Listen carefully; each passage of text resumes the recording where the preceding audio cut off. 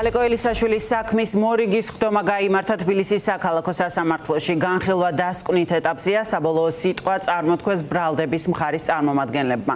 ხდომას არ ესწრებოდა თვითონ ბრალდებული, ელისაშვილი მოსამართლეს ყავს გაძევებული. ოპოზიციონერ პოლიტიკოს ტერორისტული აქტის ჩადენის მცდელობას ედავებიან. ოცნების პროკურატურის ვერსიით ნიღბიანმა ელისაშვილმა სასამართლოს კანცელარიის შენობაში შეაღწია შუშის ჩამტვრევის შემდეგ და ცეცხლის გაჩენას სცადა. მას ედავებიან ასევე მანდატურზე თავდასხმას. ელისაშვილს 10-დან 15 წლამდე პატიმრობა ემუქრება. რა ხდებოდა სასამართლოს ხდომაზე, დეტალებს დეა ბაძაღუა მოგუყვება. რა გადაწყვეტილებას მიიღებს მოსამართლე გიორგი გელაშვილი და რამდენ წლიან პატიმრობაში გაუშვებს ოპოზიციონერ პოლიტიკოსს, ეს სავარაუდოდ შემდეგ ხდომაზე 10 ივლისს გახდება ცნობილი. მოსამართლე გიორგი გელაშვილმა დღეს განმარტა, რომ მისცემს ამ პროცესზე სასამართლოს ხდომათა დარბაზიდან გაძევებულ პოლიტიკოსს დასწრების საშუალებას, რომელიც ასევე ისაუბრებს საბოლოო სიტყვის უფლებით. რაც შეეხება დღევანდელ პროცესს, დღეს დასკვნითი სიტყვა წარმოთქვა პროკურორმა ანი ხუბეჯაშვილმა, რომელმაც დეტალურად გაიხსენა 28 ივნისის დღე და მან განმარტა, რომ ალეკო ელისაშვილს სურდა შეჭრილიყო სასამართლოს კანცელარიაში და მის ცდელობა იყო, რომ წაეკიდებინა ცეცხლი სასამართლოსთვის. ასევე მან აღნიშნა ისიც, რომ შეუქმნა საფრთხე მანდატურების ჯანმრთელობასა და სიცოცხლეს. გარდა ამისა, მან ისაუბრა იმ ექსპერტიზაზე, რამდენიმე გვარ ექსპერტიზაზე, რომელიც ჩატარდა ამ თვეების განმავლობაში და მოწმეებზე, რომლებიც გამოიკითხნენ სასამართლოში. რაც შეეხება დაცვის მხარეს, ისინი ამბობენ იმას, რომ ზარალი, რომელიც სასამართლოს მიადგა, არის 100 ლარი და პროკურორის მსჯელობა არის ჰიპოთეტური იმასთან დაკავშირებით, რომ იმ შემთხვევაში, რომ გაჩენილიყო სასამართლოში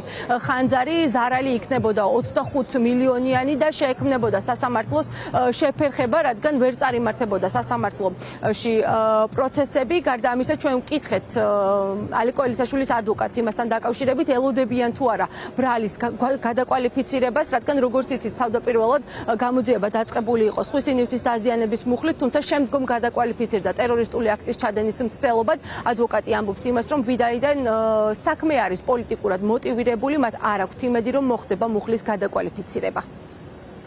ბრალდების მხარე კონკრეტულ სასჯელს მოგეხსენებათ, რომ მოქმედი კანონმდებლობით არ ითხოვს სასამართლო იღებს ამ საკითხზე გადაწყვეტილებას. ჩვენ გავკითხეთ დაზარალებულის წარმომადგენელი. დაზარალებულის წარმომადგენელმა გვითხრა ის, რომ უშუალოდ ამ შემთხვევაში ქმედების დასრულების შემთხვევაში ზიანი იქნებოდა 25 მილიონზე მეტი ლარის ოდენობით, თუმცა ქმედება და 430 არის ზარალი ლარი. თუმცა მნიშვნელოვანია გარდა ქონებრივი ზიანისა ის ფაქტი, რომ ქმედების დასრულების შემთხვევაში სასამართლო ხელისუფლების დესტაბილიზაცია მართლმსაჯულების განხორციელებაში ჩარევა მოხდებოდა ბრალდებულის მხრიდან და მოგეხსენებათ, რომ დღეს მდგომარეობით მას ქმედების მცდელობა, ტერორისტული აქტის მცდელობა აქვს წარდგენილი. დასრულებულ ქმედებასა და მცდელობასთან მიმართებით არ იცნობს რაიმე ტიპის განსხვავებას. ამ საქმეზე ზარალი ექსპერტიზის დასკვნის მიხედვით არის 110 ლარი და მეორე ფაქტი არის ფიზიკური დაპირისპირება მანდატურის სამსახურის თანამშრომლთან. თუმცა ბრალდების მხარეს არ წარმოუდგენია არც ერთი მტკიცებულება,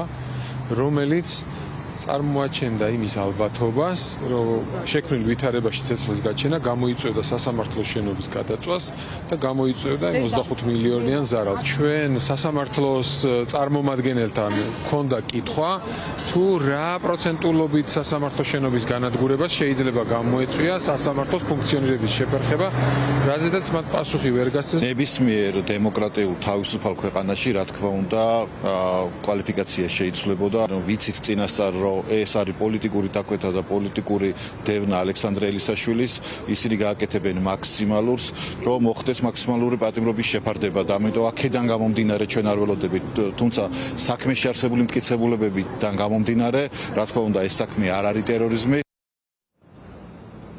რაც შეეხება ალეკო ელისაშვილის თანაგუნდელების მოსაზრებას, ჩვენ პროცესის დასრულების შემდგომ ვესაუბრეთ ქეთი თურაზაშვილს, რომელიც ამბობს იმას, რომ ალეკო ელისაშვილს ვერ აპატიეს ინციდენტი, რომელიც მოხდა მასსა და მამუკა მდინარაძეს შორის და საქმე არის სრულად პოლიტიკურად მოტივირებული. სწორედ ასე აფასებს ის. გარდა ამისა, ამბობს იმასაც მისი თანაგუნდელები ამბობენ, რომ ამას ემატება დამატებით კიდევ მეორე ბრალი, რომელიც მოხდა გასული წლის მაისში და გამოძიება ამ შემთხვევაშიც დაწყებული იყო სხვისი ხორციელს დაზიანების მუხლით, თუმცა მას შემდგომ რაც ალეკო ელისაშვილის წინააღმდეგ აღძრეს პირველი საქმე, სწორედ შემდგომ უკვე მოგვიანებით დაუმატეს ეს მეორე საქმეც და ბრალი სწორედ შემდგომ გადაკვალიფიცირდა ისევ ტერორისტული აქტის ჩადენის მცდელობად. ყველას ძალიან კარგად გვახსოვს ის ინციდენტი, რაც მოხდა ალეკო ელისაშვილს და მამუკა მდინარაძეს შორის. ამის შემდეგ ალეკოს გაუსწორდნენ ფიზიკურად 3-ჯერ, მას ჰქონდა დამტრეული ნეკნები, მას ჰქონდა დაზიანებები სახეზე. ამის გამო არავინ დასჯილა. გვახსოვს ჩვენ რომ ზაქრო ჩოხელი იყო ესეთი ადამიანი, ვინც კანცელარიასთან ალეკო ელისაშვილს გამეტებით ურტყავდა. ასევე აღსანიშნავია ის, რომ ჩვენ გამოძიებამ ვერ გვაჩვენა უწყვეტი კადრი, როდესაც ნიღაბს ხსნიან და ეს არის ალეკო ელისაშვილი.